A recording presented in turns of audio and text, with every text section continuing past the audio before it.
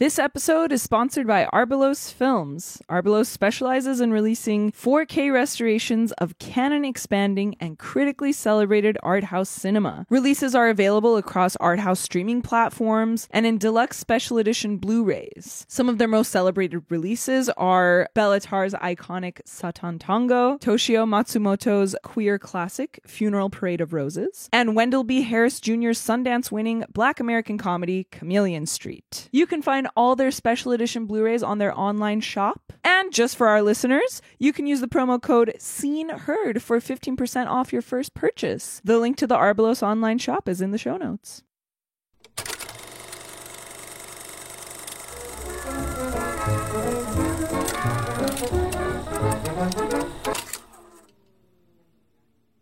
Move over, My Little Pony. It's all about my little origami unicorn. This is Blade Runner.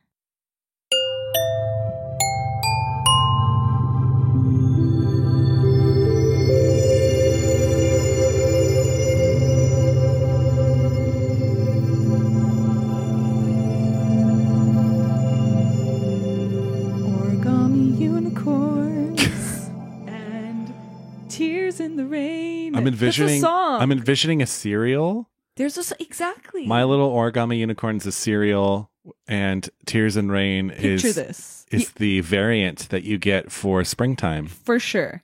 Picture this. Taylor Swift songs. I don't know Taylor Swift. Origami. Both of these could easily be the names of Taylor Swift songs. My Little Origami Unicorn? No, just Origami Unicorn, Tears and Rain. Those, like, perfect. Origami Unicorn would be in Lover. Tears and Rain would be in the album Folklore Evermore. That's my hot take. Hey, everybody. Hey. Welcome to Seen and Heard. This is the podcast where two entertainment assistants go through the Sight and Sound Top 100 Greatest Films of All Time list. I'm Greg. I'm Jackie. And we are here this week ping-ponging on the list as we do from the top to the bottom. I don't know what number this is on the list. Do you want to know what number it is on the 2012 list or the 2022 list? Let's hear both. Let's hear the 2012 first. Okay, 2012 is number 69. Okay. 2022 is number 54. It rose, baby. It rose. Big boy. I'm surprised it rose. I'm not. Do you think it's because of the sequel? Perhaps. The film is Blade Runner, by the way. Ridley Scott's Blade Runner. That's interesting. I feel like every time we try and find a pattern of things that rise and fall, the only obvious things that fall are the old classics. Old classics and things of people who have hence been under scrutiny, canceled, if you will. I mean, Chinatown is still in the top 100. It's still pretty high. It fell a little bit. I don't remember if it fell that far. Did it? Didn't it fall a lot? I guess we'll have to go back and listen to our episode. In fact, I feel like it's not even on the top 100 anymore. No, we did it.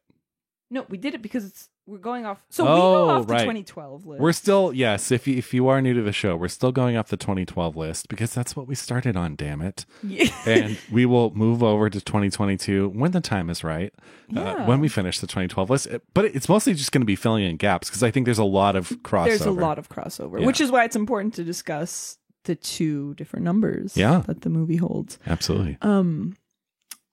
54 is high. Okay, well, before we get into the film, Jackie, what have you been watching this last week? I did the thing. I went and saw Oppenheimer. You did? I did. Let's hear it. You can hear my thoughts in the previous episode. Yeah, you can. I mean, Barbie, greater sign, Oppenheimer. Agree. I don't know. I feel like maybe I'm just not into it. Which is fine. You cannot be into things. Like, there's a lot that's really good in the movie, obviously. But overall, I'm just not really interested in men sitting around and talking about science. I just am not. And then I felt that the two framing devices were, like, really excessive. Yeah. Especially the stuff with the Robert Downey Jr. character. I don't care about that man. And I don't really see his importance in the Oppenheimer story. A bunch of acronyms that I don't know what they stand for being blurted out 100 miles a minute. Low intense music over all the whole conversations. Thing. Yeah. I don't know. So yeah, didn't love it as much as I loved Barbie. is what I will say. This is the year of the unnecessary framing devices. With that and Asteroid City. Oh, yes. And then I rewatched Summer with Monica because I was just down. Like, I was like, you know what? I need like a chill, short summer movie. It's not really a summer movie because it's in black and white. And it's like, I mean, I guess it movies is that are black and white can be summer movies, but it's great. I love it. Yeah. And then last night I watched Princess and the Frog with my sister who loves to watch Disney movies and is 30 years old. Does that hold up? Oh, yeah. I love it. It's a great movie. I think it's really great. I saw that at midnight when it came out. I was that excited for it. It was good then. It's great now. Hand drawn. Yeah, exactly. Is it the last one? Yeah. It's so great. Mm-hmm. What have you been watching? One movie. That's it? Since Friday? Yeah, because we're kind of recording this week. Yeah, earlier for sure. I had friends in town, and I was kind of doing things. Besides Blade Runner, I'm shocked. I watched Blade Runner, which we'll talk about in a bit. That doesn't count. But I beat you? Oh, you beat me. Yeah. And I thought I had like only 3 movies. It was going to be nothing compared to you. I literally imagined this in my head. I'm like, it's going to pull out his letterbox. I'm going to have like 10 movies. No. And I have 3. I watched Young Mr. Lincoln 2. No, since I last saw you, I had friends in town. I spent time editing the last episode, and then I watched Blade Runner and this one other movie. What was the other movie? The other movie we're doing for Film Club, which I picked, India Song with Delphine Seyrig. Oh, love her. Marguerite Duras film, who, of course, wrote last year at Marion Bad and Hiroshima Mon Amour. So I was very excited to see this. I don't know. We haven't had the Film Club yet where we're going to discuss this movie, but I was loving it until I was like just so put through the ringer by it. It's just it's a 2-hour film of people kind of wandering through the French embassy in India. So like Marion Ben. Yes, and they don't talk. It's all the whole film, the narration is provided by different people, faceless people you hear talking, kind of commenting on the action, which is really cool. I loved it until I didn't. I don't know. It ultimately felt a little tedious. I like the idea of it and I like some of it, but it was just a little, I don't know. It was a little much. Fine. Worth watching, but I didn't love it. It didn't change my life or anything. I mean, I'm not crazy about last year at Marion Bend. I don't either. It's Hiroshima for me. That's the one. Hiroshima's amazing. Yeah. Well, should we get into this week's film? I guess so. From 1982, this is Ridley Scott's Blade Runner.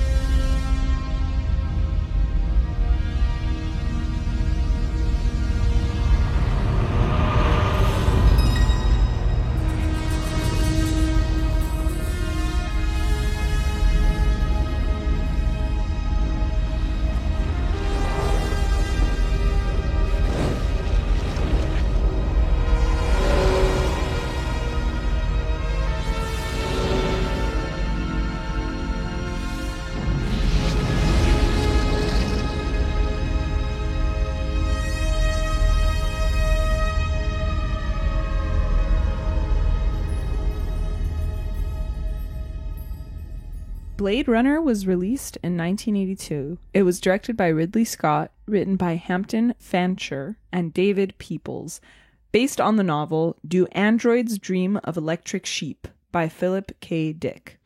Cinematography by Jordan Cronenweth and music by Vangelis. In the strange dystopian future of November 2019, humanity is exploring other planets and forming colonies by using labor from replicants, which are highly intelligent and human-like androids. Rick Deckard is a former Blade Runner, a police officer tasked with hunting down and killing illegal replicants on Earth. He is reassigned to the Force when a group of 4 replicants hijack a shuttle and escape to Los Angeles. The leader of the group, Roy Batty, is looking for a way to override the replicants' 4-year lifespan. Deckard visits Tyrell Corporation, the biogenetics lab where replicants are created. There, he meets Rachel, a very convincing replicant. Tyrell has programmed Rachel with the real memories of his niece, and she's convinced that she's actually human. Meanwhile, Deckard kills one of the replicants, and Rachel, who has run away after learning the sad truth about her existence, kills another to save Deckard. The two fall in love, despite Rachel being wanted as a runaway replicant. Roy and the remaining replicant, Pris, use a lonely bioengineer to get to Tyrell, and Roy kills his maker after learning there is no cure to the lifespan they have been coated with. Deckard finds out where they are hiding, kills Pris, and is hunted by Roy. Roy, feeling his lifespan come to an end, lets Deckard live, and he dies. Deckard returns home to get Rachel and run away before the other Blade Runners can find her, finding an origami token in the hallway, implying that his frenemy on the Force, Gaff, has decided to let Rachel live. The couple escape the dark, dirty, densely populated metropolis for the countryside, riding off into the sunset as Deckard informs us through voiceover that Rachel was somehow not susceptible to the 4-year lifespan. That is the ending for the theatrical version of the film. However, in the final cut, released in 2007, this happy ending is omitted, and the film ends with the couple fleeing Deckard's apartment. The director's cut, too, from 92 has the same ending. Yes. We will talk about all of that very soon. The film stars Harrison Ford as Rick Deckard, Sean Young as Rachel, Rutger Hauer as Batty, Edward James Olmos as Gaff, M. Emmett Walsh as Bryant, the police chief, Daryl Hannah as Pris. The film also has a supporting cast of Joe Turkel, William Sanderson, James Hong, Joanna Cassidy, and Brian James. After the book was released in 1968, many Hollywood hopefuls quickly tried to obtain the rights to adapt it for the screen. Ultimately, Ridley Scott took the project on as a way to cope with the death of his brother after dropping out of Dune. Financial backing for the film fell through after $2.5 million had already been spent on pre-production. Eventually, the producer Michael Dealey managed to raise $21 million in apparently 10 days, thanks to a new 3-way deal which included Sir Run Run Shaw, who is a famed Hong Kong philanthropist and producer. He's like this media mogul from Hong Kong that is responsible for like all of this. Yeah, the Shaw cinema. brothers. Yeah. Yep. And Great so the movies. film, and so Sorry. and so the film became an American Hong Kong pre-production. I mean, Co-production. And so the film became an American Hong Kong co-production. The author Philip Dick didn't approve of the script by Fancher, the first screenwriter, which is why David Peoples was brought on board. And although Philip Dick died shortly before the film was released, he approved of the new script and he was impressed by the special effects tests they showed him. He was also very impressed by Harrison Ford when he visited set. Who wouldn't be? I know. Choices for the casting of Deckard included basically any guy that was famous back then. Al Pacino, Arnold Schwarzenegger, Gene Hackman, Sean Connery, Jack Nicholson, Paul Newman. And for a long time, it looked like it was going to be, do you know who? No. Dustin Hoffman. Again. Just like again, yeah. Because wait, what was the last film we did? Taxi Driver. Taxi Driver, yeah. Good old Dustin. But Spielberg sang Harrison Ford's praises because before this he kind of had only done like Star Wars was his big Well, the first thing. 2 Star Wars he'd done before this and Raiders. But Raiders wasn't out when they were shooting this. So Oh, right, 'cause Spielberg that's called 81. and said like he did an incredible job on Raiders. Like you should hire him. And that's how he got the job. Cool. The name was actually acquired from another unrelated novel called Blade Runner by Alan E. Nourse. It's unrelated, has nothing to do with it. But when the writer Fancher came across a treatment for the novel, he really liked the name. And so the producers acquired the name of this other random book. Because they didn't want to name this movie Do Androids Dream of Electric Sheep. Although I kind of like that. It's just a mouthful. In the book, in Do Androids Dream of Electric Sheep, the replicants are actually just called androids. It was David Peoples who made up Replicant. Many scenes were shot on location in Los Angeles. J.F. Sebastian's building is the Bradbury building. Yeah. Tyrell's house is the Ennis Brown house, which was designed by Frank Lloyd Wright. It's in Los Feliz. The Second Street Tunnel, Union Station as the police station. The film uses multi-pass exposures. So they shoot a scene, change the light, rewind the film, shoot it again with different lighting, which is very cool. One time they did it 16 times. Whoa, Mamma Mia. I know. The shining eyes method. So like some of the replicants have these shiny eyes. So that was actually borrowed. That was invented by Fritz Lang. It's called the Schuften process. And basically a piece of half mirrored glass is mounted to bounce light into the actor's eyes, like 45 degrees this way. It's cool some method. But it's so funny because I was on IMDb and there's a frequently asked questions section in IMDb. And one of the questions was, if the replicant's eyes are glowing, why do they need that test to figure out who's a replicant? It's a good question. The Voight-Kampff test. It's a good question. But then the answer, and I don't know where this person got the answer, was that it's implied that other people can't see that light. It's only just the viewers. Us viewers can see it. In the theatrical cut, Deckard and Rachel ride off into the sunset, as I mentioned. This is the only time we leave the grungy city, and it's these beautiful shots of nature. And these are the aerial shots that were literally surplus from The Shining. Yep. Which is crazy because little bit of initial thoughts. This was my first time seeing the theatrical version. And that happened, and I was like, this is The Shining. Like, I swear to God, before I even learned of this, I was like, this is The Shining. So we've covered it on this show. I know. Came out to mixed reviews. I'm almost done, I promise. It was nominated for Best Art Direction, Best Visual Effects at the Oscars. Bunch more BAFTAs. Basically, at the BAFTAs, it was nominated for everything except, like, director, picture, and writer. The sequel was released in 2019. It's called 2017. Why did I write 19? The sequel was released in 2017. It's called Blade Runner 2049. It stars Ryan Gosling. I haven't seen it. What? Yeah, I haven't seen it. What? Yeah, those are my specs. Wow. You covered it, I think. Oh my God. We haven't even talked about the different versions. And I think all the backlot stuff was Warner Brothers. Yeah. Mm-hmm. They kind of like commandeered the entire to make the street scenes. Yeah. Iconic.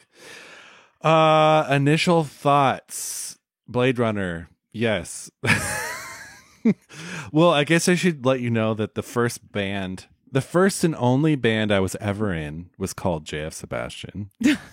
Are you serious? And we never played a live show, but we were going to play the clip of Roy Batty saying, "Now tell me where I can find this JF Sebastian." And then we were going to come on, and like the lights would come on and we'd be there with our guitars. Awesome.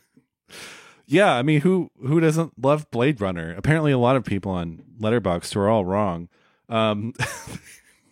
I first saw this movie in probably 2006. In fact, yeah. That's right before the final cut.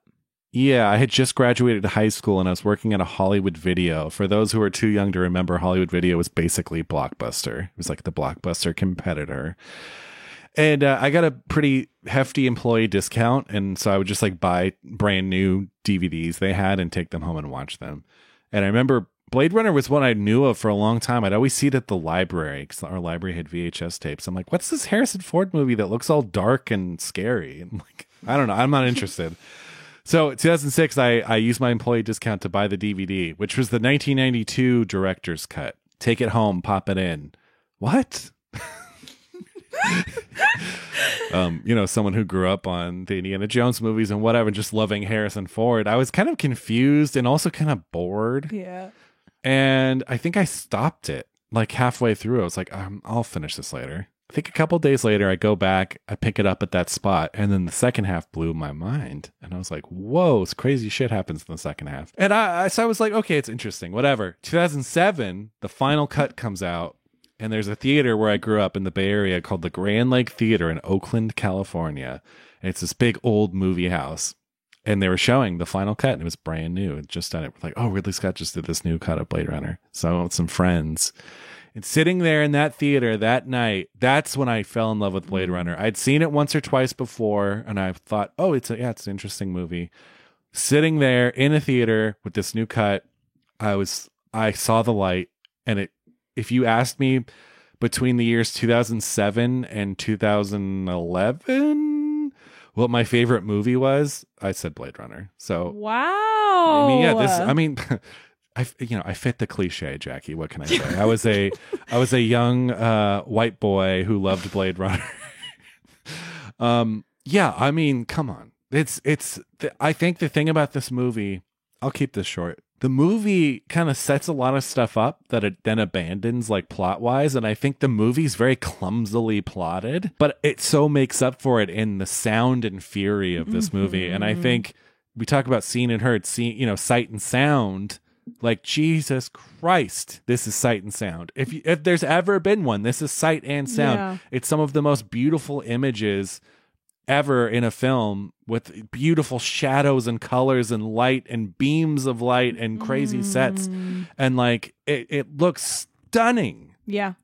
And I think what I love so much about this movie, I've always referred to it as like an accidental masterpiece. Like, yes, he had given us Alien and he'd done The Duelists before that, but this is like his third feature, Ridley Scott.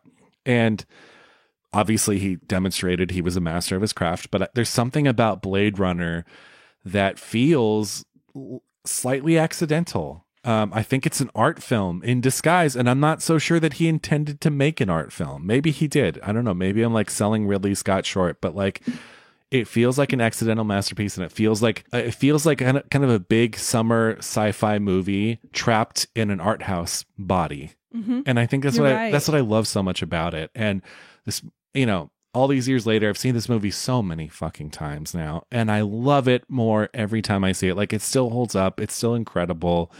I think it's just fucking awesome. Like, what more is there to say about Blade Runner than it's fucking awesome? Like, those two words do more than what I could say. Like, it's just awesome. It looks incredible. It sounds incredible. You see great, Rutger Hauer and Harrison Ford are like doing their thing, and Sean Young, and like it's this noir, but it's a sci-fi grungy movie, and it looks incredible, and it's dark, it's bleak, it's grim. And there's beams of light going everywhere, and that's it. That's it. What else do you need? So yes, no, that's great. That's a great film, and I think still absolutely holds up. Yeah. How about you? I agree. I've only seen this twice. It's fine. The first time was the final cut, and this is my first time seeing the theatrical cut. You did. You texted me the other day, and you're like, I'm going to say exactly what I said on the text. This narration is whack. That's it. The narration was so weird. It started, and I was like, whoa, whoa, whoa, whoa. I was like, I don't remember this. I looked it up. Sure enough, I didn't know that the final cut got rid of narration. The director's cut got rid of it too, from 92. We'll talk about it. Yeah, the narration is so unnecessary. It's like, once you see that final cut and then you have to go back and watch the theatrical one. What a choice. What a choice. Yeah. And I kind of love the fact that Harrison Ford was so pissed off about doing that narration. Like, he was mad. It almost like ended his relationship with Ridley Scott. And him just going to I can just imagine him going to the recording studio, like all pissed off, having to do this. Yeah, the rumor is that he flubbed it on purpose. That's the rumor. But I mean, I don't think he does a bad job at it. I just think it's stupid. Yeah. No, but this movie's incredible. There's something so fresh about it, even though it is a neo-noir, even though it is like, there's a million futuristic robot movies, but something about the weirdness of this movie makes it so special and really one of a kind. Like, truly. I was telling you guys, I think on the podcast, I watched like The Matrix last week. For the first time. Remember? Yeah, I was saying it. And I was like, while I was watching it, I'm not kidding. I was like, you know what? I don't need to see any other sci-fi this vein movie. Like, Blade Runner's fine. I'm good with that. It's funny because I don't think they're that similar. They're not similar, but I don't know. It was the first thing that popped into my head. Right. Anyway, I'm not a big sci-fi person. I set myself up for these situations because I'm not a sci-fi person. I'm not a person who was interested in Oppenheimer, and yet I went. That's my thing. Yeah, and also just talking about its like singularity. It is the fact that it doesn't have a lot of action, and it is the fact that the replicants are human in literally everything but name. Like, there's no piece of metal popping out of any of them. When you shoot them, they're just normal. They look like normal humans, right? And Westworld did this too recently. I haven't seen the original movie Westworld, but like, it did bring to mind on this rewatch because I don't think I remembered that the replicants, like when you shoot them, they bleed. I didn't remember that. And then it made me think of Westworld, the HBO series that also did a kind of similar thing. But of course, that's like the theme of the movie. And that's like why, I don't know. Yeah, it's a mood piece as much as it's a science fiction movie. Yeah. The music, the lights, like everything is so intentional and it's eerie and lonely and dark and rainy and crowded. Like I don't know. There's something I love so much, and we'll talk about like the look and the design. Of course we will. I also love that there isn't a big galactic crisis going on. Like it's just these 4 guys, and like it doesn't. I'll talk about this more, but I know it's described as a dystopian future. But it's not really dystopian. It's just crowded. Like, it's just kind of dark. But, the world hasn't ended. There's no, like, nuclear explosion that people talk about that ended the world. You know what I mean? It's pretty fucking bleak, though. You can tell everyone's unhappy and miserable in this. Yes, but there isn't this big crisis that they're solving or trying to save the world or anything. It's very much he's just trying to find these 4 replicants, which I really like about it. And I agree, like the love story and the characters are pretty thin, but it doesn't really matter. And you know what? Well, it fits with the genre. Yeah, and it didn't matter to me at all the first time I watched it. This time, I think it bothered me a little more because of the fact that there is narration, and narration implies that you're creating a fully fledged character, and he's just not there. It's just so detective narration. But the narration has some moments of like, I don't know. The narration is just bad. Well, what can I say? You know who prefers the narration? Who? Guillermo del Toro. Really? Because it's the version he grew up with, so that's the one he likes. Makes sense. I could see that. If I grew up with it, I could totally see it. I also don't think those aerial shots at the end or just leaving the city and those like pastoral shots, like that doesn't work at all. Like the credits roll over mountains and I was like, what? Well, that cut doesn't, it's not real. No, I know, but it was, and it is for a lot of people. No, for 10 years, that was Blade Runner. Until 1992, that was the ending of Blade Runner. For sure. Yeah. It does matter. Those are my initial thoughts. I think the thought was to give you some sort of sense of openness after you've been in this smog-choked city for 2 hours. Like, they wanted to give you the rolling hills. But yeah. I totally get that, but it doesn't work. No, I agree. Like, it's totally weird. It's a terrible ending. Yeah, he's like looking over to her in the car. Yeah. Oh my God. Okay. The versions. Let's do it. Let's break them down. So, 1, you have the film's work print. This is a rough cut that was shown to test audiences in 1982. I've seen it. How? Because the old Blu-ray had like 5 cuts on it. It had like every cut, and I was such a big fan. I watched all of them. So it didn't do so well. It led to modifications, which led to the theatrical version. But before the U.S. theatrical version, there was the San Diego sneak preview. So this is very similar to the U.S. theatrical release, except there are 3 additional scenes that have never been seen before or since that San Diego preview. One of which is the guy at the beginning, the first Voight Temp guy in the hospital. Yeah. Mm-hmm. He kind of looks like Joseph Cotton, right? I don't remember what he looks like. Totally, he does. Okay, so the work print, rough cut, people were responding badly, saying they didn't understand. This led to the theatrical version. So Ridley Scott did not have final cut privileges for the movie, and to respond to audiences saying they didn't understand it, voiceover was added to the film. Harrison Ford, although he resisted with all his might, had to record 13 total bits of narration. The theatrical version also features the happy ending, the riding off into the sunset, and a dream sequence featuring a unicorn running. That's in that one, right? No, because that's. Why do I have that there? That's addition. No, that's final cut. No, it's director's cut. That didn't. Okay, yeah. And it's from his film Legend. It's which he made was his next film after Blade Runner. So he shot Legend after, and then put it back in. Is it not in his rough cut? No, I don't. Because he hadn't made Legend yet. Got it.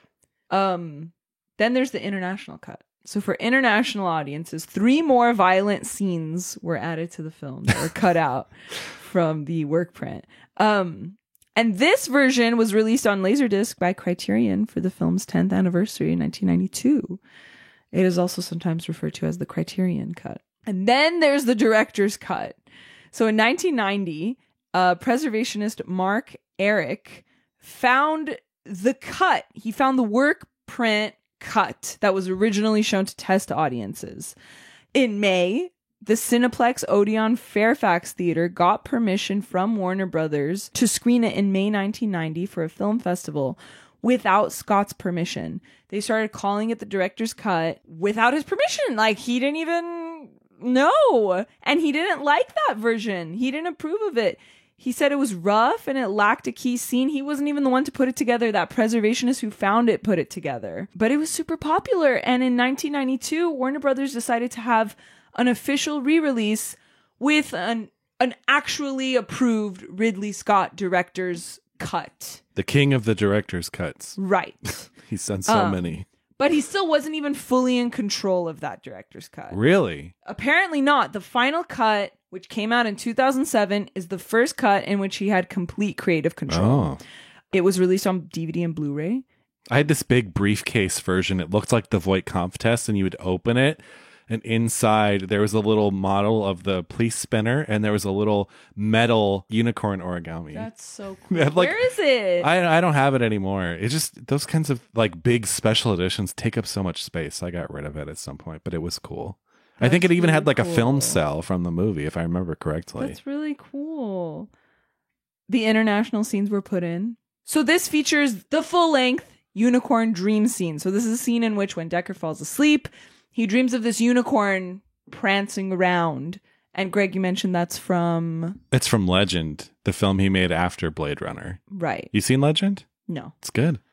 You know what? That one actually has a lot in common with Blade Runner. It is a weirdo art film that's fucking weird. Where that one's like the fantasy genre. It has Tom Cruise in it, Tim Curry, Mia Sara. It has this weird kind of art house edge to it. Cool. Yeah. And apparently for the 2007 final cut, Zora's death, that one...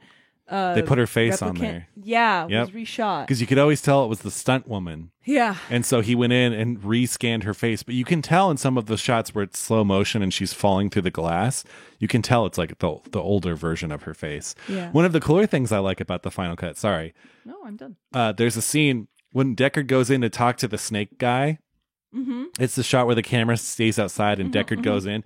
His voice never matched up to what he was saying before. I know, yeah, So I noticed that they brought his yesterday. son in. They brought in his son, had his son mouth the words, and digitally put the son's mouth on Harrison Ford. But it's seamless. You can't tell. That is so cool. I noticed it yesterday. I'm like, okay, I'm just going to ignore that, I guess. Yeah, he fixed it. And then a couple other things he fixed in the final cut were like adding maybe sky in some shots where there was like nothing, or just like it's not in a George Lucas annoying way. He would just add like little touches. Sure, it's still revisionism, but also like you said, like this is the first cut he had full control of. So like I fully support him just like being able to finally give us the movie that he always wanted to give us. But yeah, it's like little digital enhancements that like aren't obvious and annoying. So which one do you like more? The final cut.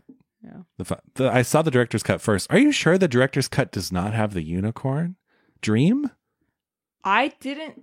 The director's cut? The 92 director's cut. I believe that had it. Oh, okay. Yeah. Okay, perfect. That's exactly what I remember. Because I remember the first version I saw of the movie had it, which was the 92 director's cut. But the full length one is in the final cut. Well, wait. No, because in the final cut, it's just one shot of a unicorn. It's literally just like one shot. Now I'm confused. There's a lot to keep track of between I made a these list. three. I was all organized. Because there's so many cuts. No, you did great. So confusing. You're so organized. I am organized. No, you did a great job. No, but yeah. So the final cut is in fact, I only watched the final cut. At this point, there's no real reason to go back and watch the 92 director's Right. cut. I feel like there is reason to go back and watch theatrical just because it is so drastically different. Like it has historic value, but for sure. I prefer the final cut. Yeah. No, I was like dumbfounded when he started narrating. Yeah. The narration is really, what's frustrating about the narration is it's so obvious that they are just trying to make sure no one is confused about anything. Yeah. Like it literally it's just aimed at explaining to us that he's very jaded from killing and violence and that he's in a moral crisis. And then, like I said, it's that and then just anything that's like slightly confusing. Do you think the film is like the first time you saw it and you saw the final cut, were you confused? A little bit, but I don't really? think to the detriment of the movie. No, I don't think so. Like there's one, I really couldn't believe it. He finds the photos, Leon's photos. He goes, this is what he says. Family photos? Replicants didn't have families either. That's a real piece of narration. That's right, yeah. Another one. Whatever was in that shower was not human. Replicants don't have scales. Oh my God. That's two contrasting things. Like, that's not even written good. It reeks of studio interference. It's bad. Yeah. This one was interesting. Replicants weren't supposed to have feelings. Neither were Blade Runners. What the hell was happening to me? And then, of course, there's that one crazy one about the police chief. Do you remember where he says, like, he calls them skin jobs, just like in history books, like he's the type of cop to call like black people, you know what? Oh, does he actually say it? He says it. Oh my God, I don't it's remember wild. that. I was like, whoa! I was like, that was not in the other one. Whoa. It's crazy. And then what else does he say? Yeah, I'm gonna talk about a few that I actually think are okay. But the one that drove me crazy is like the last one where he goes, Gaff had been there and let her live. Spelling Obviously. it out. Literally, that you're at the point then where you are just spelling it out for the audience. And then when they're on their little road trip, happily ever after, he also says something along the lines of, but the 4-year thing, she didn't have it in her and like she was fine. Like, what? What a dumb little quick fix at the end. Like, just kidding, it's okay. Here's another one I didn't like. The report would be a routine retirement of a replica, which didn't make me feel any better about shooting a woman in the back. There it was again, feeling in myself, for her, for Rachel. Like, it's not bad, but it's just so like... I remember when I first saw the theatrical cut, right after Roy Batty gives his final soliloquy at the end, this whole tears and rain speech, and he dies, and immediately Deckard's narration comes in. He's like, I couldn't understand what he was saying. And I'm like, you just ruined this moment. You know what it is? He says, I don't know why he saved my life. Oh, there you go. That I don't like, but what he says later, I actually do. This is the only one I actually do like. Maybe in those last moments, he loved life more than he ever had before. Not just his life, anybody's life. Yeah, but it also reeks of like Judy Blume or something. You're right. You are so right. But the family photos one is crazy to me. Yeah. It's crazy to me. But you know, the narration really does drive home this noir thing. Yeah. And it's set in Los Angeles. That's the excuse that they use. They're like, well, we'll spell it out for people, but it'll be in spirit of the noir genre. Yeah. I also love like other 40s things is like, well, I guess Rachel's the big one. Like her hair before she lets it down. So 40s, the cigarette, there's some 40s cars in here too. Yeah. Like mixed in. Cool. Like that's so cool about it. Yeah. But I also love when she lets her hair down. And I love that shot. I love how it's like a close profile and you don't actually see her. And then the hair just falls. And it's great. Yeah, it's stunning. I love it. I think I'm kind of paraphrasing, but I know Sean Young is kind of fallen out of favor with like the film industry because it seems she's kind of like I think she has a history of like stalking co-stars. And I think that like Harrison Ford like had a problem with her or something and he like shut it down or something. But she's like been kind of known for like stalking co-stars, like male co-stars. And then, you know, she's kind of been ostracized at this point from the industry, which is why you don't really see her in anything past like the early to mid 90s. Is she in the sequel? They use a scan of her. So she looks like she does in this movie. So I don't think she... Really? Yeah. What is I can't believe you haven't seen the sequel, Jackie. What's it about? Jackie. He's a replicant, right? Yes. Well, in the movie, Ryan Gosling is a Blade Runner, and he has this virtual girlfriend. It's actually Anna de Armas before she was like a big deal, and he's just I don't remember the main plot. Jared Leto is unfortunately in the movie in a role that was supposed to be David Bowie's, but he passed away, so unfortunately Jared Leto got it. But it's about them looking for Deckard, and so Harrison Ford reprises his role, and it's great. Shot by Roger Deakins. It's Denis Villeneuve. Great movie. Yeah, let's talk about it for a second. Yeah, because I guess we should. But and you haven't seen it, but I saw it when it came out. A lot of us were very nervous because Blade Runner is not the kind of movie you should make a sequel to because it's such a beloved cult movie. And I think it's such a special stew, right? Of it shouldn't work, but it does. Like I said earlier, it's kind of an accidental masterpiece. So the thought of doing a sequel seemed ludicrous. But Denis Villeneuve did a great job in terms of he does expand the world. It's a more coherent movie. It's probably a more satisfying movie in a more traditional sense. Everyone kind of agrees he did a good job with it. And I know there's lots of people out there who prefer it to the first movie, which is crazy to me. But yeah, there's a lot of people that don't like this film, the original Blade Runner, because they think it's they can't quite get a feel for it or something. Yeah. So yeah, no, you should see 2049. He's a replicant. Who, Deckard? Yeah. He's been a replicant the whole time. See, that's still the argument. You know that people can't make up their mind on that. We'll talk about that. If you talk to Harrison Ford, you talk to Ridley Scott, everyone has a different opinion on whether Deckard's replicant or not. Well, I thought that's what the plot was of the sequel. That's why I ask. Honestly, it's been a while since I've seen the sequel. I don't remember. I think it's still ambiguous in that movie because I think Villeneuve didn't want to spell it out if Ridley Scott hadn't. So I'm from memory, I guess spoiler. That's not a spoiler. I think it's ambiguous.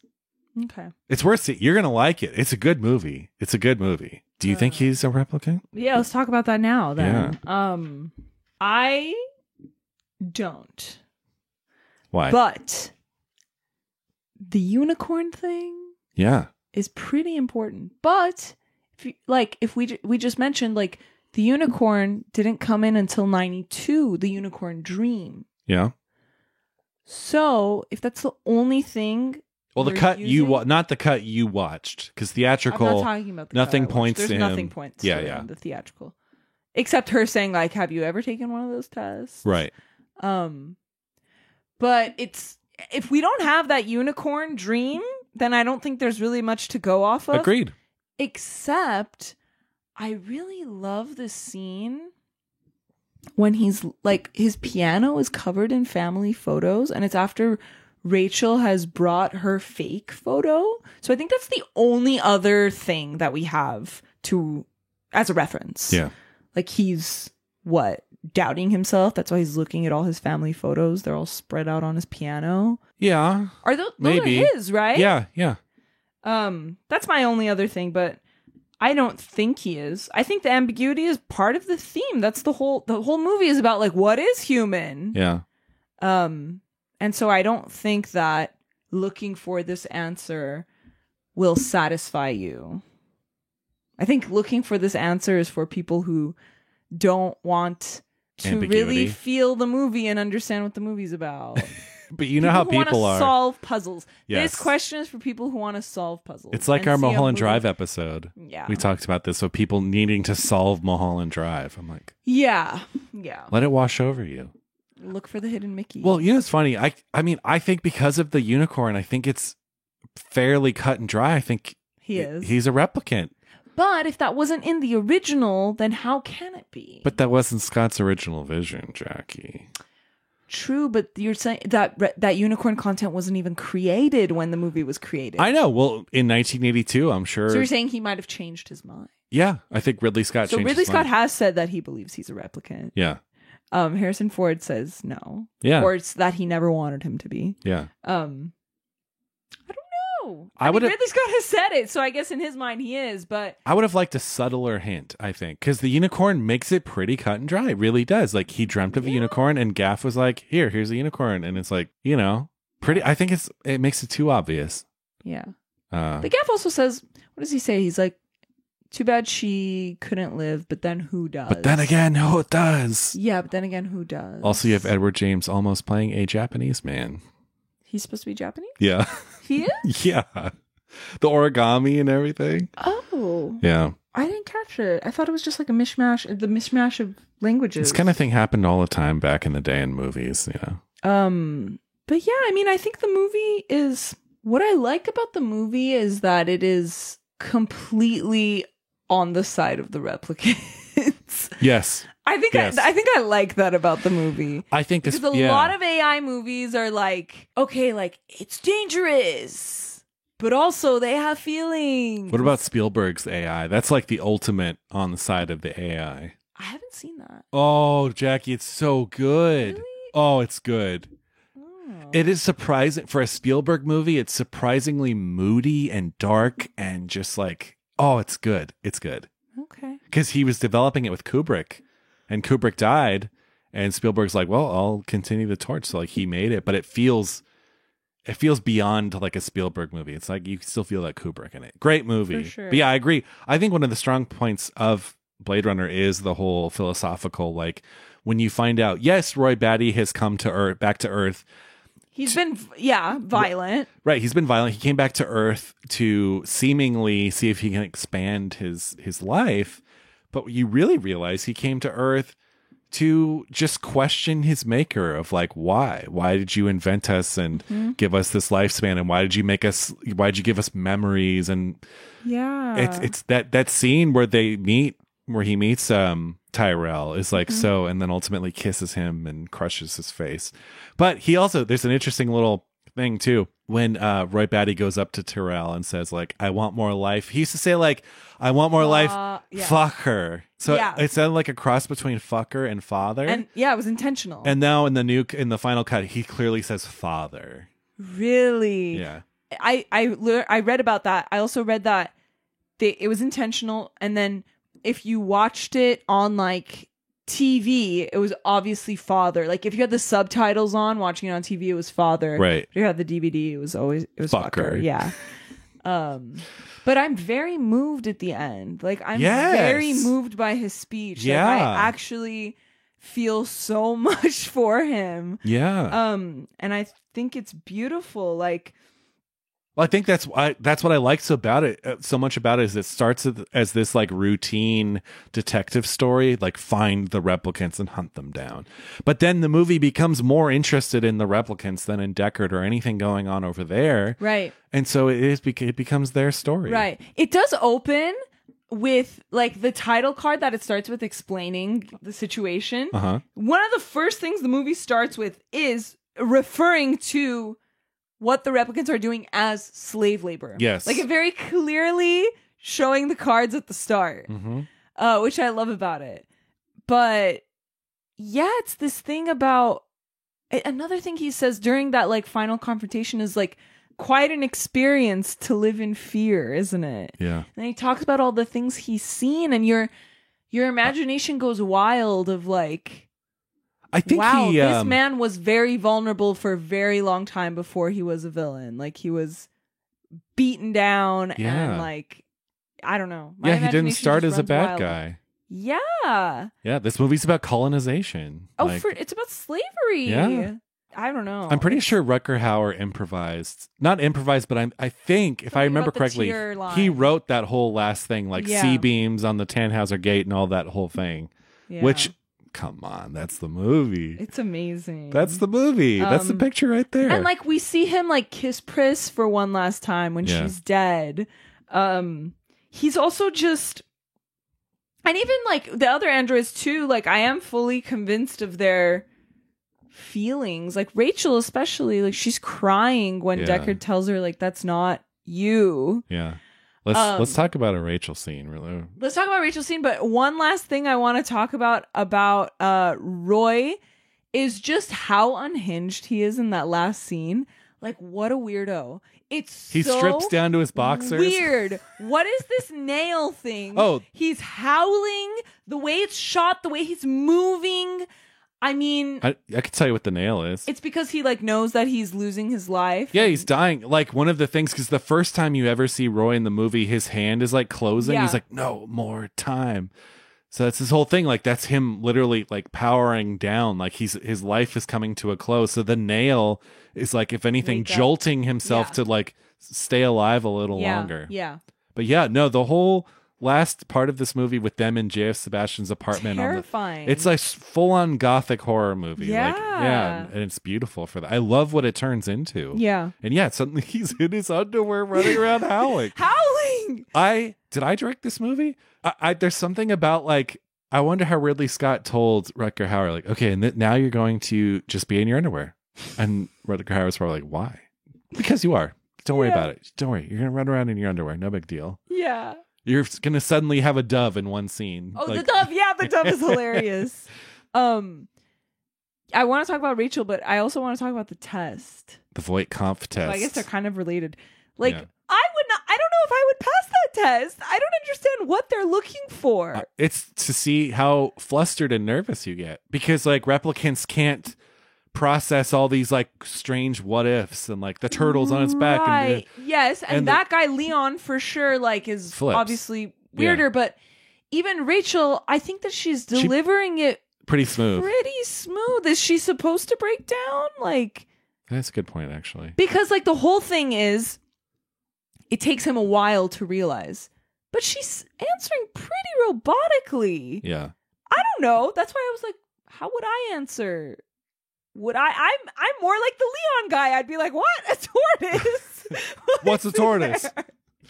Why am I there? Well, yeah, what am I?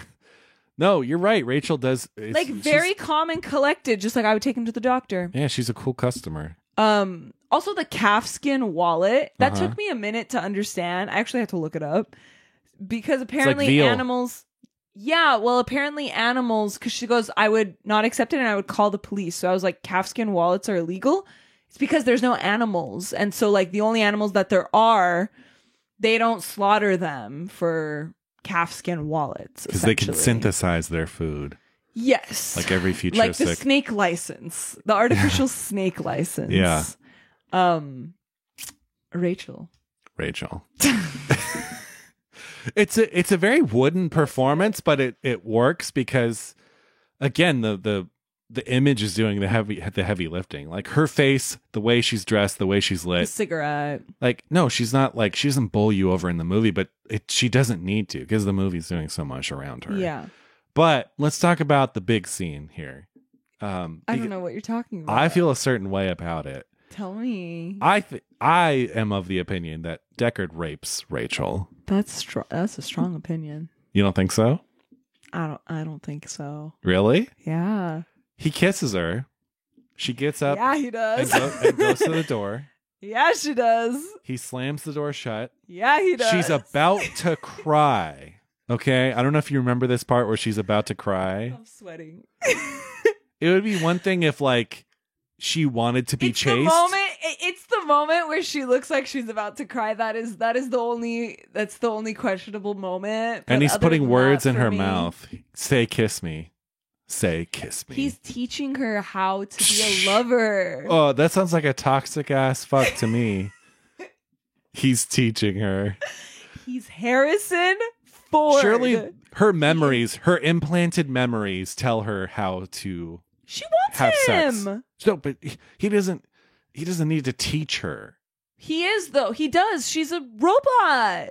Yeah, but she has memory implants. Of a little girl. But do you think they would give a grown woman virginal memory implants? Like, if Tyrell wanted her to be like a normal person, he would include some kind of sexual past. But it was his niece. So maybe he was weirded out and didn't realize that his niece had sexual feelings. Well, maybe he took some of the niece and some of... My understanding was that she has like the memories. She only has like childhood memories of his little girl niece. Yeah. That's just like the feeling I get. Right. But she has to have memories as an adult too. Because otherwise, like, what did I do 6 months ago? You know? Well, that's what I mean when I say the plot is not very meticulously thought through. Yeah. I think this is gonna sound so bad, but I think it's really hot. Like, I know it sounds so bad, but I see it as him like, I don't think she's afraid. I think think she wants him. You think she wants him? Of course, who wouldn't? Look at him. There's a lot of people out there who don't find Harrison Ford attractive. I don't understand. One of those people. I don't understand I'm just either. not one of those people. Same. Maybe if I wasn't one of those people, I would understand. But Harrison Ford coming towards me, I'm against a wall. Forcefully. Like, it's not forceful. No, he is being forceful. Whether it's consensual or not, he slams the door and he pushes her against the wall. Because where's she going to go to? Where's she going to run Yeah, but then he now? pushes her. The push is a little much. Yeah. But You forgot the push. what? Okay, here's all I'm saying. I think Deckard is an insanely insufferable character. I think he is so selfish and everything is for his gratification. I don't think about him that much. And I think the key is that it's played by Harrison Ford, because Harrison Ford brings a certain likability to an otherwise really, kind of drab character, but also just like a dick. He's a dick. Why is he a dick? The scene we just mentioned. You think because of that scene he's a dick? That he rapes a robot? He doesn't rape her. I think that is literal assault. She is crying. She is like on the verge of tears. And he's like, say, kiss me. And he slams her against the wall. No. Yeah. Oh my God. I think we're going to have to agree to disagree. It's fair. It's I just think interesting. Harrison Ford looks like a ghoul in that scene, the way he's lit. I think he looks fantastic, but that's just my opinion. I don't see it as rape. I see it as she doesn't know what to do. She wants him, but she doesn't know what to do, and he has to teach her because she's a literal robot. Well, then why is she crying? Because she's overflowing with feelings. But she was so cool during the Voight comp test. Exactly. So she should be cool, right? Well, she's Nexus 6. But the Voight comp test is very superficial, fake things. Like here she is confronted with love and attraction. That's not love. It's just lust. Lust. Let's call it lust. I agree because I don't. At the end when he's like, "Do you love me?" I was like, "You guys don't love each other." I know. Like you guys known each other 2 days. I know. So that part is silly. And like I said, I think the love story is pretty thin. And don't forget how rude he is to her when she first comes over his apartment. And just totally chastises her, makes her he cry. goes, I'm joking. Yeah. And he says, I'm joking in a really annoying, like, I'm joking, I'm kidding. Do you want to know? And it's like. But he's conflicted, and I think he's doubting himself in that moment.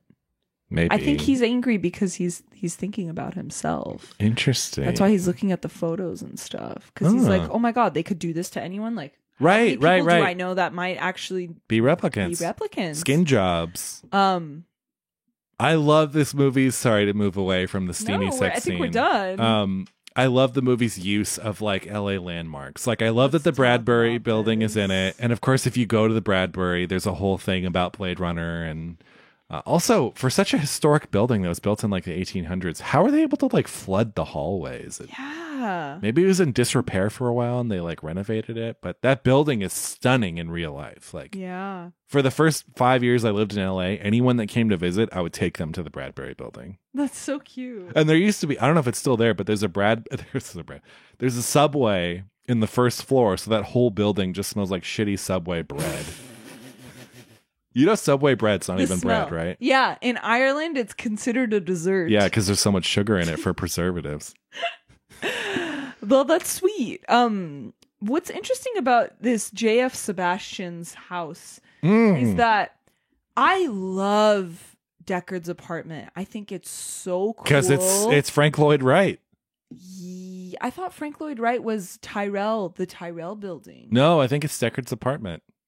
You can see that like kind of Egyptian influence that was in a lot of Frank Lloyd Wright. It's so cool. I love it. What's his name? JF Sebastian. When we're in his building, it's the first time I feel like real dystopian. Like this place is abandoned and desolate and weird. I get it's that not there. Weird. But like, why is I'm it just abandoned? kidding. Why is he the only one living there? I know, it's such prime real estate. He said something about there's no housing crisis or something. Yeah, I guess just no one wants to live there. Because he parks right the fuck in front. And you're like, how did he get such a great spot? Oh, because no one else lives there. I know, it's so odd. Yeah. Because that's one of the odd things about the movie. It's like one of those weird things. Like, why does he live alone there? Why is there no one else in the building? The fucking toys. There's that guy. One of the toys that's like a soldier has a long nose, and he's like constantly like like growling. It's so weird. Yeah, I love it. I love it too. And like the pink room that Pris is hiding in. Yeah. It's weird. Yeah. It's creepy too. I love it. It turns gothic horror. I love it too. And of course he has like that. What does he have? He has like a genetic disorder himself. Yeah, where his cells age faster or something. Yeah. It's so weird. So you kind of have that Peter Pan syndrome with him, that Michael Jackson link. Although this is pre-Michael Jackson getting crazy or whatever. But this guy who's like clinging on to his childhood and creating toys to be friends with. And aging. Yeah. Accelerating. Because he's only supposed to be 25 in the movie. Yeah. But I think that's why he like connects with them, because they want to expand their lifespan. They have an expiration date. Yeah. Yeah.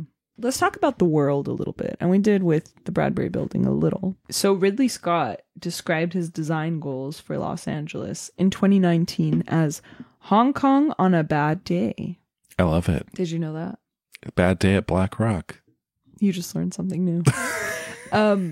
Models and matte paintings inspired by Metropolis. Yes. And Edward Hopper's Nighthawk. So he was really inspired by that image of just like, what is it, like 3 or 4 lonely people on that counter. And also this French science fiction comic called Métal Hurlant. I don't know what that is. But concept art is by Sid Mead, the production designers Lawrence G. Paul, and the art director is David Snyder. I felt it important to mention them because this movie is so much just world design. I'm pretty sure some of them went on to work on the first Batman film. So I think Tim Burton was like, I want the look of Blade Runner. Yeah. Or did he get the people from Brazil? It gives Brazil. It does give Brazil in the same way of like the mixing of the 1940s with the futuristic kind of thing. Yeah. Honestly, Blade Runner in Brazil, like Blade Runner is the serious kind of version. And Blade Runner is Brazil is the wacky one. You know, because it's like, but they're both really like sad sci-fi noirs. Yeah, totally. Yeah. I love that I talked about how it's not necessarily like apocalyptic, but it's just like messy future. Like I like messy future. Yeah. Like we have tech, but also it's dark all the time and the streets are really crowded. In a way, like it reminds me of Star Wars in that way where it's very tactile. Like it's just like crowded and earth tones, even though the technology is so advanced. Like I love that about it. Yeah. Why is it always dark? I think it's because the city is so choked by smog that it's just perpetually dark. Although if we can get that rain, that would be nice. Yeah, in the LA. rain is really nice. Why we did get rain for how long in LA? Today? No, just this past year. Yeah, sure. We had a pretty wet winter and spring, but not enough. Bring it, baby. We're talking about the weather. Yeah, because we're recording this in the middle of August and it's hot as fuck right now. It really is. How about that ice lab? I love it with James Hong. I know. He's like 5-10 minutes. Yeah. I think that's a nod from Seinfeld. Yeah, that's a nod to Chinatown featuring him. Not really. And wait, in what way? Just that he's in that noir and he's in this noir. Yeah. I mean, yeah. But he's such a prolific character actor. I know, but like 2 noirs. Come on.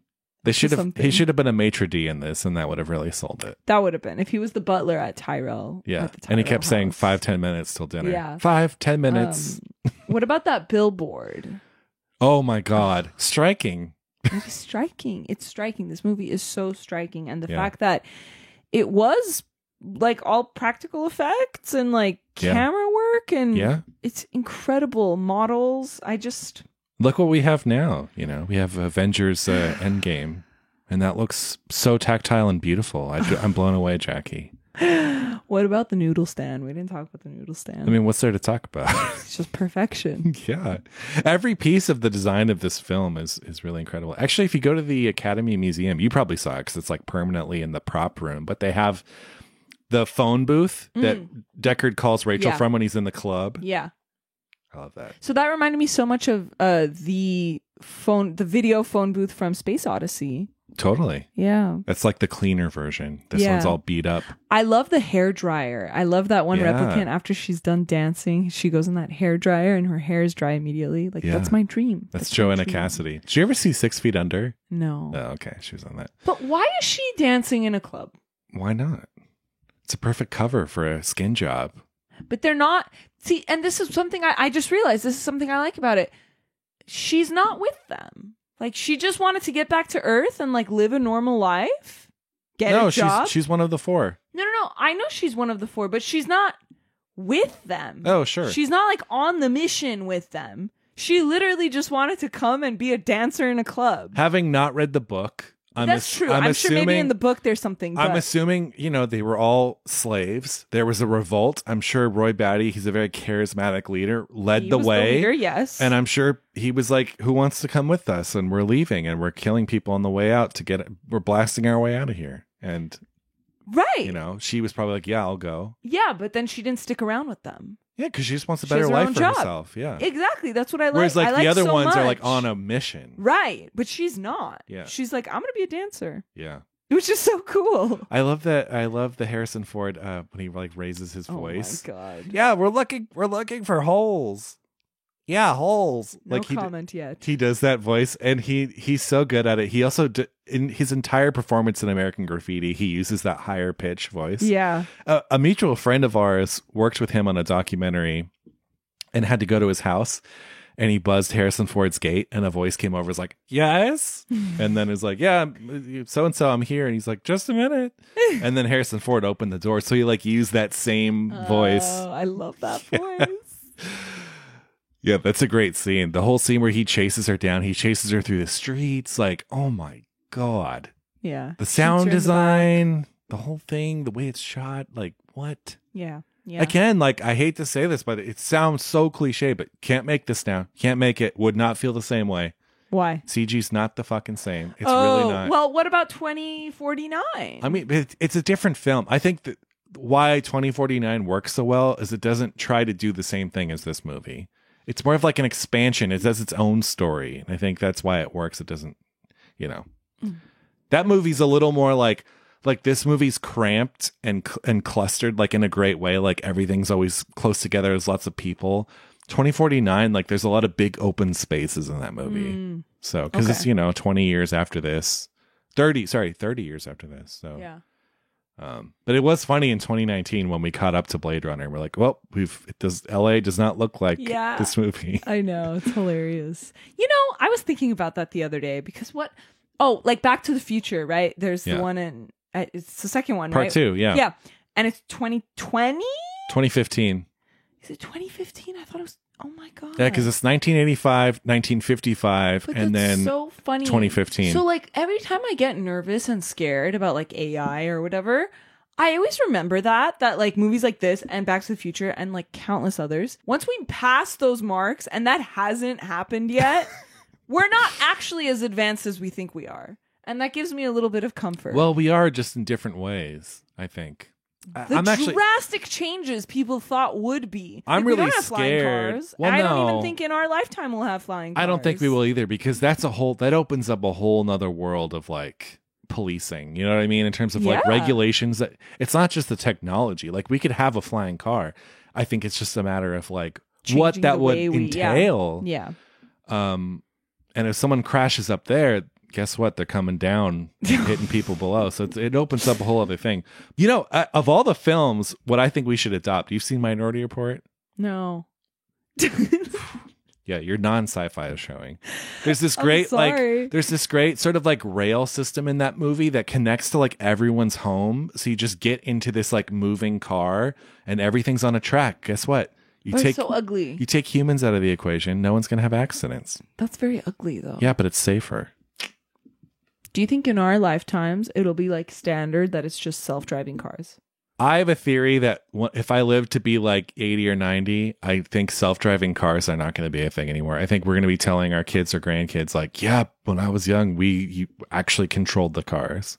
I don't think they're going to be flying, but it'll be self-driving. Well, because we already have self-driving cars. Exactly. Like my dad like tests them. Oh.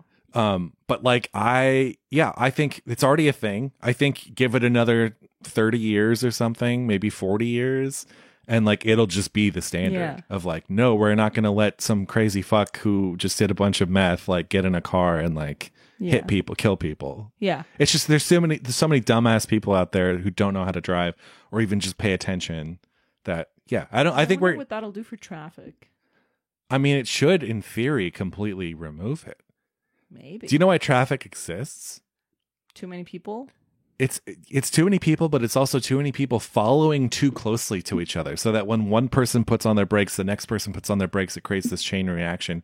If everyone just moved, even if it was slowly and kept proper distance, no one would like stop. So that's, self-driving cars would take care of that. I guess we'll have to wait and see. But Back to the Future, you brought Back to the Future. That one's kind of like a comic book version of the future, where it's like, but yeah, 2 ties. There's the 2 ties. Yeah. No, I'm trying to think. Is there a movie? I know you're not a big sci-fi fan, but is there a sci-fi movie where you think is like most accurate about like our future? I think I would say like Children of Men or something. Although that's also a very bleak. That's Children fucking of Men bleak. for sure. Yeah. Did you see After Yang? You know what? I have not yet seen it. It's been Came out last year. That's pretty close. I forget how soon in the future it is. It's pretty realistic, and I could totally see like the cars are self-driving. Everyone does have like a droid in their house. That one is pretty realistic. It's like Bicentennial Man. I haven't seen it. With Robin Williams. I know. I don't know. There's like, I've created a list now of like boy movies that I have to watch. Oh boy. I'll add all these to the boy movie list. There's some great science fiction out there. The thing about sci-fi is when it's great, it's so great. But, there's a lot of mediocre stuff too. Wait, do you like Black Mirror? No. You don't like it? I've never watched it. Oh, it both. doesn't sound like it's my thing. It's your thing. It's your thing. I hate technology. I don't want to have nightmares about technology. The cool thing about Black Mirror is it's all like just in the future. It's like not right. It's like a believable distance in like the future. 2040. Yeah. Anyway, I feel like we're going on a tangent, but it's a bit of a tangent. Yeah, the world of Blade Runner is a doozy. I love it. It's a doozy. It's gorgeous. I was once Rick Deckard for a Halloween party. Oh, what'd you wear? I wore long coat. Yeah, a coat. Tie. Tried to get like the shirt. Yeah. I couldn't find the gun. Did you cut your hair? I used to buzz my head back then, so it was like because his hair in this is pretty short. Pretty short. It's the shortest. I think I buzzed it and I let it grow out a little bit. Well, should we do sight and sound? I think so. I guess it's that time, huh? What is your favorite sight from Blade Runner? My favorite sight is when he's in his room. I kind of briefly touched on it in his bedroom. And the light comes in the window and he's sitting at the piano and he has all those photos spread out. That's my favorite sight. Is that right before he enhances the photo on the computer? Yes, because then he gets more liquor and goes and sits down and enhances. G8 to G12. I love that noise. Oh my God, I love that noise. I always love that the computer responds to him saying, Stop. wait a minute. Yeah, wait a minute. He literally says, wait a minute, and it stops. Yeah. That's awesome. And also, it turns a corner in the image. I think it's part of it. Yeah. But it literally like finds something you couldn't find in the image. So it literally goes into like a bathroom and then turns a corner. And sees the woman with the scales. Joanna Cassidy, yeah. But they're not scales. They're just glitter that's on her, right? Yeah. They're like fake scales. Yeah. Yeah. That's my favorite sight. What's yours?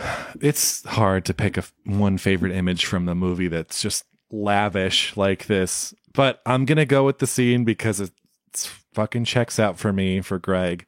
I love the shot when Deckard is in JF Sebastian's apartment, and it's that wide shot of him with all the toys and mannequins, and he's slowly approaching, and you see Pris sitting there, and she's like the veil on, and it's this very quiet shot, and you hear like some of the toys going off, and Deckard's just slowly approaching, but it's just like this vista of creepy toys. It's great. Yeah, again, it feels wrong to just pick one favorite from this movie, but there you go. Yeah. What's your favorite sound? My favorite sound is the high-pitched voice. What line? Here it is. Excuse me, Miss Salome. Can I talk to you for a minute?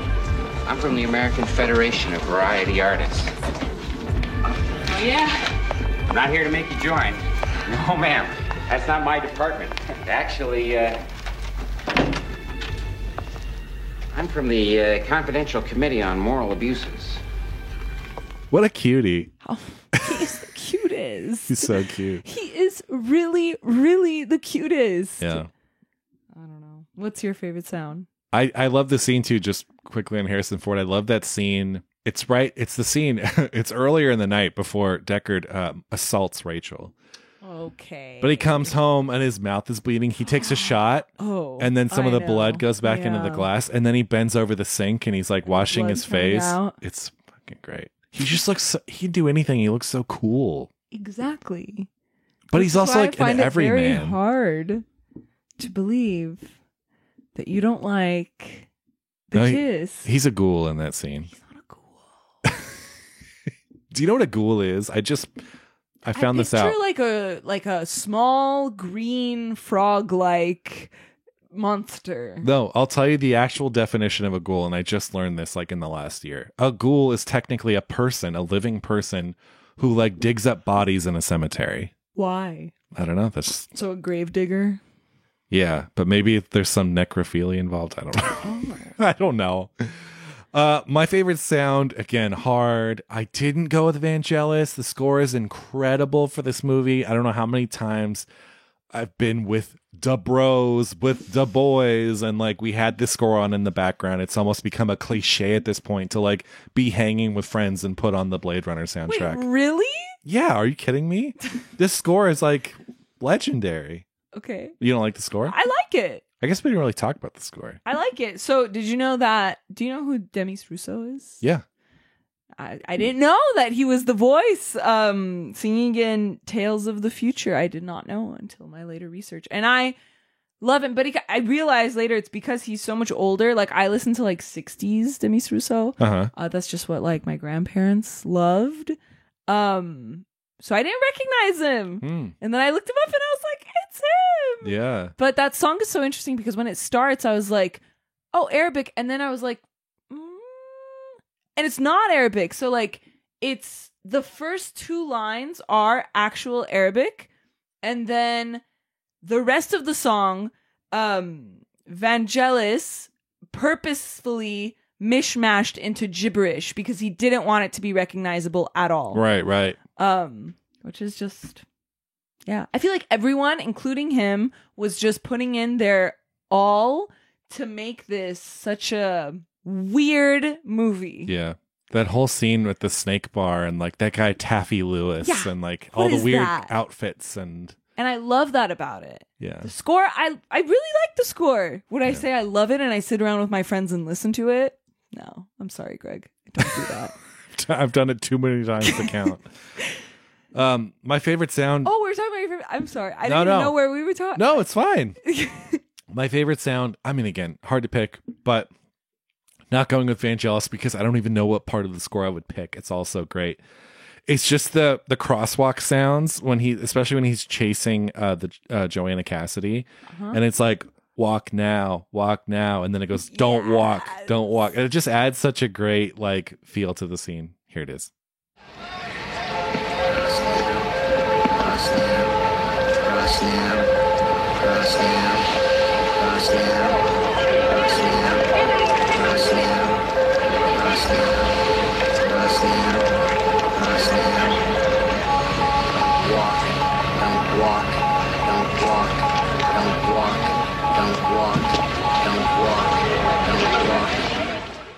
It always sticks with me. I always like that sound pops in my head just at random times. Interesting.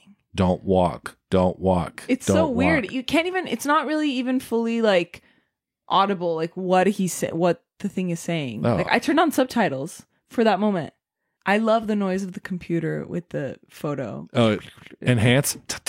Yeah. I love that too. Pauline Kael. This is our Pauline Kael segment. This is a review from 1982. She says, and again, remember, she's reviewing the theatrical cut. The congested megalopolis sets are extraordinary, and they're lovingly, perhaps obsessively detailed. This is the future as a black market made up of scrambled, sordid aspects of the past. Chinatown, the Casbah, and Times Square, with an enormous, mesmerizing ad for Coca-Cola and Art Deco neon signs everywhere in a blur of languages. Blade Runner, which cost $30 million, has its own look, and a visionary sci-fi movie that has its own look can't be ignored. It has its place in film history. but we're always aware of the sets as sets, partly because although the impasto of decay is fascinating, what we see doesn't mean anything to us. Ridley Scott isn't great on mise-en-scène. We're never sure exactly what part of the city we're in, or where it is in relation to the scene before and the scene after. Scott seems to be trapped in his own alleyways without a map. And we're not caught up in the pulpy suspense plot. I agree with her. Here we are, only 40 years from now, in a horrible electronic slum, and Blade Runner never asks, how did this happen? The picture treats this grimy, retrograde future as a given, a foregone conclusion, which we're not meant to question. The presumption is that man is now fully realized as a spoiler of the earth. The sci-fi movies of the past were often utopian or cautionary. This film seems indifferent, blasé, and maybe, like some of the people in the audience, a little pleased by this view of a medieval future, satisfied in a slightly vengeful way. She finishes by saying a few negative things. This movie loses track of the few expectations it sets up, and the formlessness adds to a viewer's demoralization. The film itself seems part of the atmosphere of decay. Blade Runner has nothing to give the audience, not even a second of sorrow for Sebastian. It hasn't been thought out in human terms. If anybody comes around with a test to detect humanoids, maybe Ridley Scott and his associates should hide. With all the smoke in this movie, you feel as if everyone connected with it needs to have his flue cleaned. His flue? Yeah, like chimney flue. Oh, you know what? She's kind of right. But I love what she said about our expectations and how they don't question it, and they don't talk about what happened to the world. Like, it is just a given. Yeah. I love what she said about that. No, and she's right about, just like the plot machinations, like the plot points of this movie, Deckard investigating this trail, all it does is lead us from set piece to set piece. Yeah. Like, that stuff is not interesting in its own. It's like, how do we get Deckard to a really cool, crazy club where a woman seemingly has sex with a robotic snake? Yeah. Oh, let's put some scales in a bathtub and he can follow that trail so we can get him to this really cool club. That's the logic this movie works. So I think once you let go of like narrative satisfaction and you just drink it in as a series of cool set pieces and stuff, like that's where the movie's strength lies. Right. But I disagree with her. I think I feel a lot when it comes to Roy Batty. Oh, and absolutely. I feel so much for him. She did. I didn't read this part because the review is very long, but she said that Rutger Hauer was hamming it up. Like, his performance was like too loud. No, but I think that's the whole point. It's big. It's over the top. It's theatrical. Yeah. It's a robot who has these overwhelming feelings. Overwhelming and also absorbed probably like media and film and stuff. And he's like acting on these, like, it's like Shakespearean. It's larger than life. Sure. Like, I'm all for it. Yeah. Should we do Letterboxd? Let's do it. I have a 5-star review that says, this movie puts the ass in classic. No wonder it was a box office flop. I love that. 3.5 stars. No offense, but literally, what the fuck is this about? I thought that was pretty funny. Yeah. 0.5 star. Another 0.5 star. Wanted to watch the one with Gosling, but for a better understanding of the universe, decided to start with this one. And my God, I'm 50 minutes in and nothing has happened in this fucking movie. It's not even as beautiful as they say it is. Some shots are even uncomfortable. What? It's just terribly boring. I'm convinced it's impossible to finish it. God, if you can't finish Blade Runner. Why are you writing this in the middle of it? Like, people are so... I know. Here, I'll give a 5 star. 5 stars. The way Harrison Ford slurps those noodles. Greater sign, every Woody Allen film combined. I also have a 5-star review that says, a seminal achievement for sci-fi cinema, despite the many rough cuts this went through. Commonly cited as a boring opera, I could never get behind such an overlooked evaluation. The Dick novel this is loosely based on seldom relies on action, more so operating as a philosophical and contemplative reflection about our empathy, consciousness, and failing body. Although it's an extremely small novel focusing on one group, there's always this sense of a foreboding inevitability that is ginormous in scope. And then they finish by saying, I basically got it. Oh. Curiously, the film also dabbles in the lesser depressing question. Do electric owls dream of electric sheep? Aw. 1 star. This is a very long one, but I'm just going to cut to 1 paragraph. It's 1 star. Here's a test for you. Try to imagine Deckard outside of the film. What does he do with his free time? Having trouble? That's because he has no character. There's nothing there beyond Harrison Ford's superficial charms.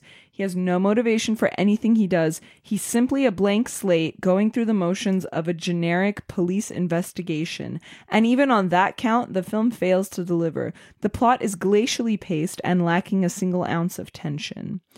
That's interesting because lacking tension. Come on. I mean, I don't really agree with that. The Deckard thing, like maybe a little bit, like as we talked about, why does he agree to do this? What is the threat that? Because he has nothing better to do.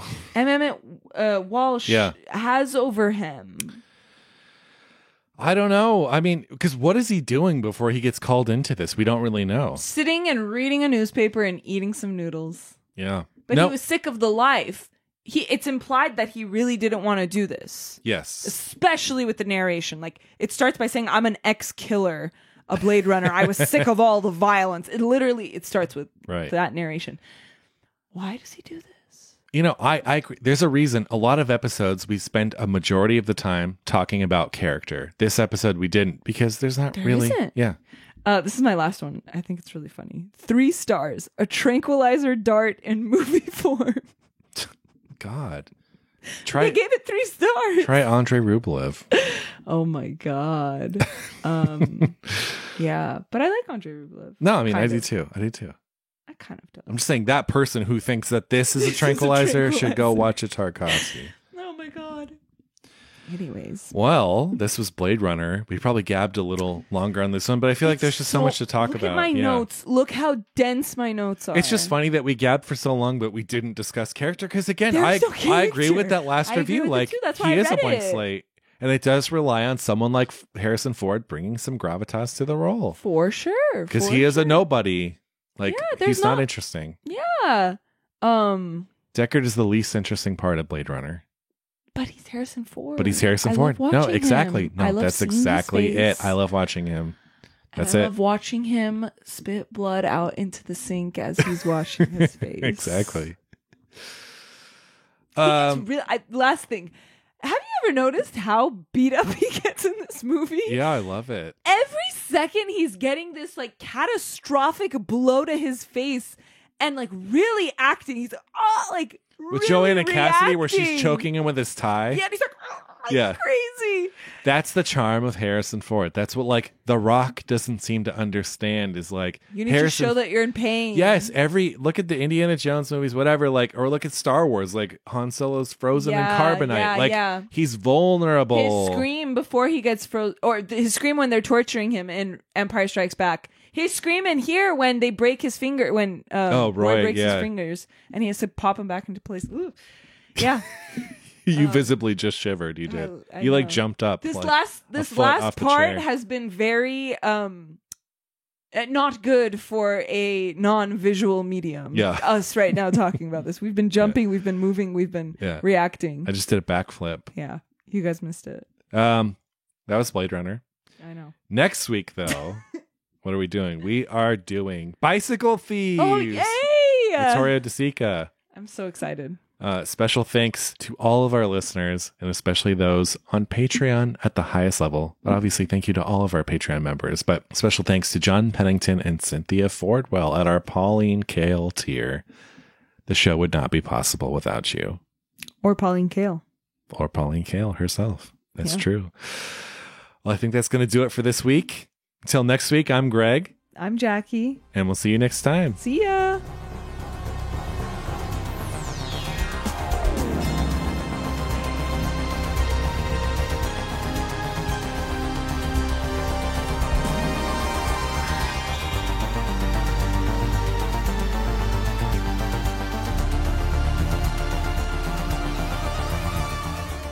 Seen and Heard is an official podcast of the Arroyo Film Club, featuring Greg Kleinschmidt and Jacqueline Postagion.